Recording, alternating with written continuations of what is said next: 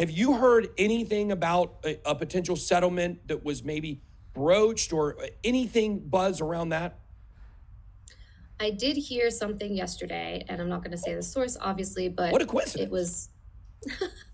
I never tell my sources, but it was from it was a source of a source. So this person told me that they had heard that Yeah. that Jay Clayton, actually, when the Ripple case was brought in December 2020, Jay Clayton had been in favor of settling pretty much right off the bat, but that Bill Hinman had been driving it home saying, no, we're going to carry on with this case. I heard Clayton was in favor of settling, Bill Hinman was not. I don't know if that's true, but that's what I heard yesterday, just in answer to your question.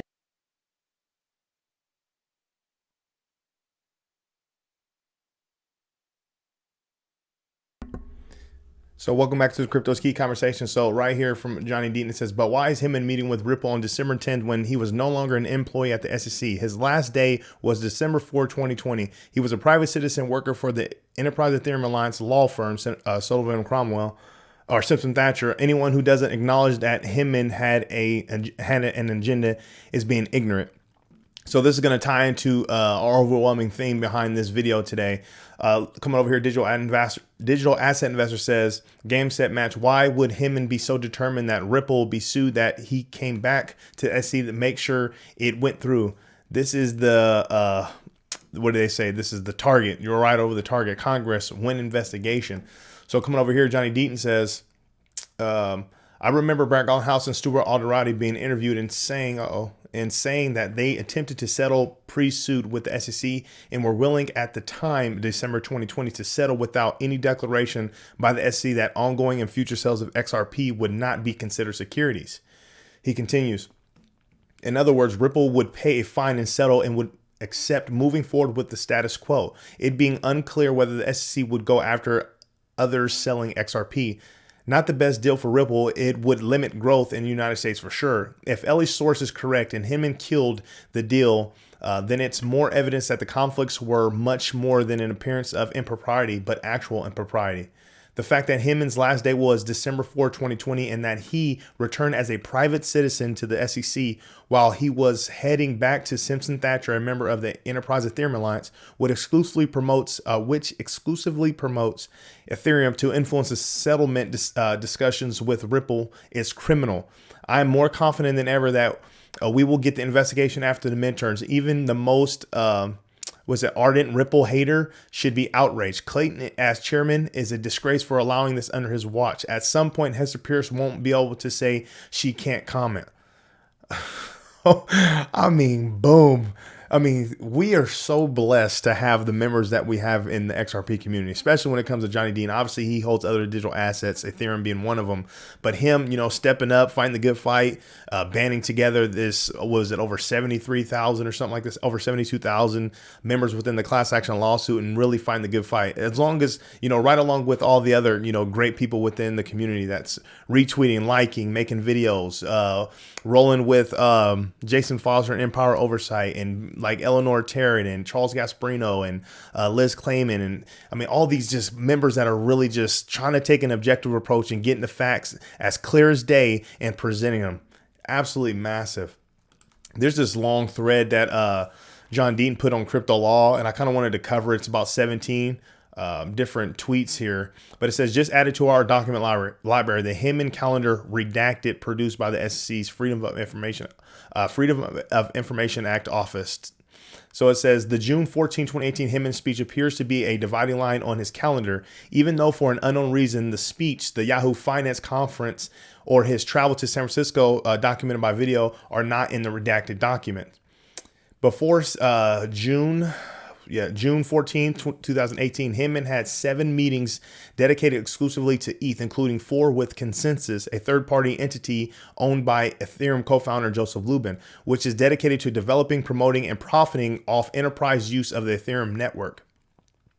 In the June 14, 2018 speech, Hinman declared ETH is not a security because, putting aside its fundraising, it had become sufficiently decentralized. That fundraising included a 2014 ICO and high volume sales to investors like Novogratz. And this gentleman right here, Vitalik Buterin, was talking about, them dumping a sizable amount on the market right at the top of, I think it was like the 20, if I'm not wrong, I want to say the 2017, 2018 bull run, whenever it was. Yeah, I remember he was saying they gave them it doubled their runway or something. I forgot when it was, but whenever that peak in the market hit, that's when they had dumped it on the market. Coming down here, it says, despite 4 meetings on the calendar with a third-party promoter of Ethereum ahead of the speech, Hinman told CNBC on June 14, 2018 that, quote, we don't see a third-party promoter where applying the disclosure regimen would make a lot of sense.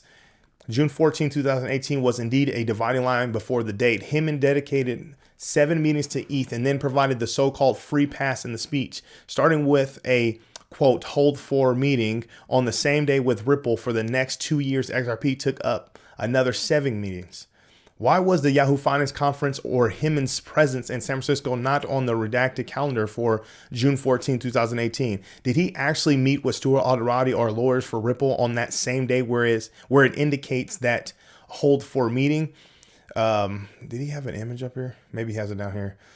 He continues, the hold for, I'm assuming that's meeting, entry is also the first appearance of Valerie Sapinic on Hinman's calendar, joining his Ripple and XRP related meetings for the rest of his tenure. She had started a senior advisor for digital assets 10 days earlier. There is never another meeting with consensus or to discuss ETH again on the calendar. After the speech, Joseph Lubin repeatedly predicts in public comments that while ETH was safe, there were, quote, bad times ahead for others. And obviously we have him on audio and video footage, claiming those things. We played this on the channel already, so I'm not even going to play it. Continues here. In late 2018, there were 3 one-on-one meetings between Hinman and Clayton on crypto, 9/5/2018, 9/6, and 10/2/2018. The meetings with and about Ripple and XRP started up a year later on 9/20/2019, 11/25/2019, and then 4/1/2020. There are then 3 meetings in the run-up to the Ripple lawsuit between Hinman and Sapinic about XRP and digital assets, and that was May 5th, 2020, July 14th, 2020, and finally November 13th, 2020 lists vow to call Bill. I'm sure referencing or referring to XRP. I think he has it right here. Let me zoom out. There, here, vow to call Bill right there. Oh, we're having some issues here.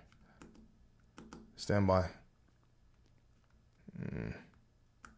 Okay, he continues down here, says, after Hinman departs on December 20, 2020, Clayton and a Republican votes on his last day with 2 Democrats on the SEC to file the lawsuit against Ripple, crashing the value of XRP and wiping out $15 billion in holding among thousands of holders. And just to touch on that real quick, this is 12 out of 17. Just to touch on this real quick. I remember that day, those times. And I remember what, plans I had for my family when it came to, oh man, XRP, its last all-time high was recorded at like 360, 380, whatever the case is. It's going to be massive this next coming bull market. I had all these different plans, right? Kind of, take profit here, allocate a certain portion for the long haul and so on. And boom, lawsuit dropped, boom, right in our laps. 15 billion wiped out, gone. I mean, I can't imagine how many actual investors out of fear sold their bags or, lost everything in a sense, taking that hit and been fear or flooded out of the market and missed opportunities. Even worse, how many investors out there did the ultimate, devastation? How many families were truly affected by this? Thousands on thousands on thousands. I mean, just a class action lawsuit alone with John Deaton, over 72,000 people. And that's a very small fraction. I mean, it's crazy. It's crazy how many lives are affected by this. And it's crazy that it takes all the way up until now. You got the Twitter sleuths, you got the XRP community, find the good fight, trying to get the word out there of all this corruption and shady behaviors and how it's going to affect the entire industry. And it's not just about Ripple and XRP. And now people are finally starting to see, finally starting to take off their blinders and open their eyes. Hey, what did they say? It's better late than never. But hey, man, imagine if we all banded together from the get-go. Imagine if Coinbase and Brian Armstrong didn't just roll over. Crazy, man.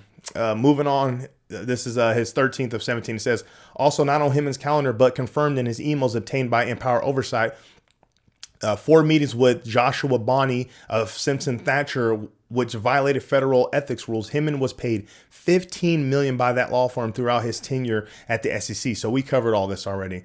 And also not on his calendar, but agreed to over email a meeting between Himmon and Simpson Thatcher partner Chris Lynn on August 22nd, 2019. The same day Lynn's and Hinman's Chinese client Canaan had IPO business before the SEC. I mean, this is crazy. You talk about conflicts of interest and corruptness. Jeez. There's also no calendar item where Himmon's speech on ETH was screened for possible conflicts, given that Simpson Thatcher was a member of the Enterprise and Ethereum Alliance, or the EEA. Himmon's calendar shows ethics meetings near the speech on unrelated matters. So he puts in all this, these screenshots here. Comparing the emails obtained by Empower Oversight in this calendar, it strongly suggests Himmon did not disclose the potential conflicts with the ETH speech despite multiple meetings with the head of SEC ethics shortly before the speech in 2018. The more evidence that comes out, the more questions are raised. It's time for an investigation of William Himmon's official actions on crypto while at the SEC and his compliance with federal ethics disclosure and recusal rules. I mean, shout out Johnny Deaton and, his crypto law and all the great work that him and his law firm are doing. This is absolutely massive, man. We are so blessed to have a member like this within the community. I wanted to play this because I think it goes hand in hand with, we're known as, conspiracy theorists and unfounded speculation, and we're Twitter sleuths that go out there and investigate. And the thing is, we're literally just utilizing them in their own words, them on video footage, them on documentation. It's not like we're just throwing things out of nowhere. But I think this is quite interesting because the more we dig, or the more we mess around in Twitter, on going on Google, or checking out the videos that they put up, Joseph Lubin, for instance, on his little consensus media that he has or whatever, the more we kind of mess around, it's like the more information we find out. And Stefan Huber had put this up, and I have to put this. This is, let me see if I can see, Roger Skayer. This is hilarious. Let's take a listen into this. All right, today we're going to talk about how we can find out and how much we can find out and what it takes to get there.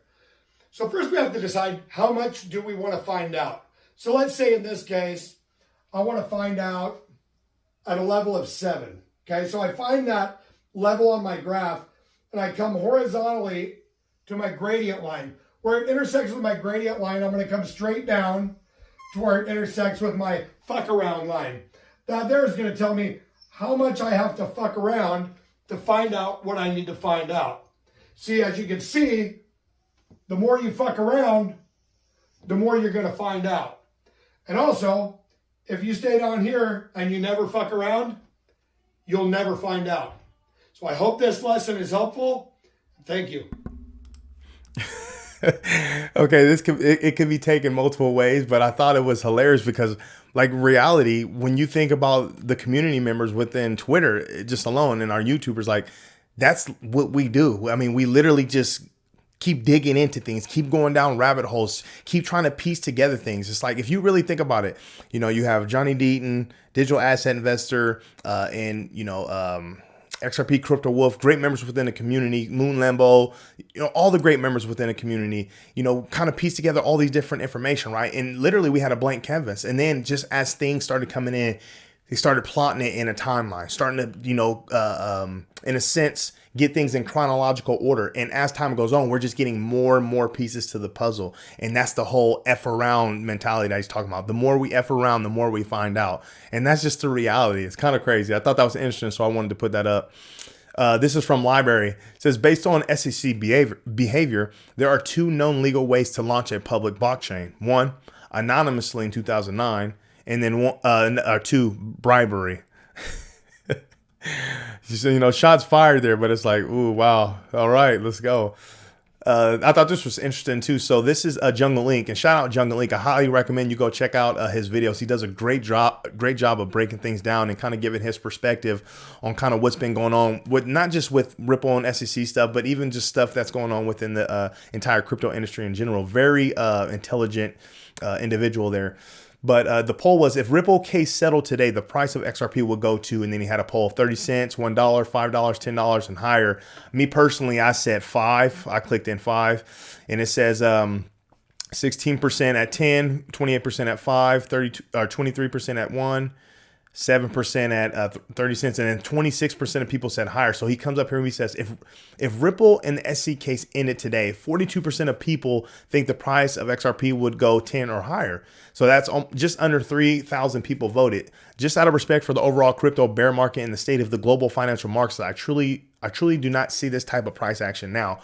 So obviously, if you follow like blockchain background stuff, when it comes to just his technical analysis on, previous market cycles and how things, I guess, relate to it, he goes big on like Fibonacci's and stuff. But he pretty much says, like that $10 to $13 range was his projected for our previous. And that's something that we are projected to obtain. There's other analysts out there that say, $15, $20, $30 and so on. So no one really knows. It's all just, based on their technical analysis, probabilities and their best judgment in a sense. But I thought this was an interesting poll because you could see that a lot of people do think like, oh, this thing's going to rocket right after the Ripple and XRP settle, or Ripple and the SEC settle. And quite honestly, I can definitely see it shooting up. I mean, we've seen just alone from the good news of the SEC kind of being stomped out in litigation, we saw a nice little massive pump from the low 30s all the way up to 55 cents. So what's going to happen when XRP gets true clarity? I mean, people are just going to be buying in, relisting on exchange is going to happen. I mean, I can definitely see it at least definitely surpassing previous all-time highs of like 380 or whatever it was. And so that's why I put $5. Me personally, I don't think it's going to instantly rocket to 10. It could. Who knows? But that was just kind of my guess. I thought that was interesting. And then this last one right here, this is from Jungle Inc. as well, says, 1, Brad Garlinghouse said we must have absolute clarity for XRP to settle. Gensler has stated the courts will decide if XRP is a security, even if the SEC has to take a loss. If we settle, both sides will concede some things, thus the term settlement. Don't be surprised if we don't get everything.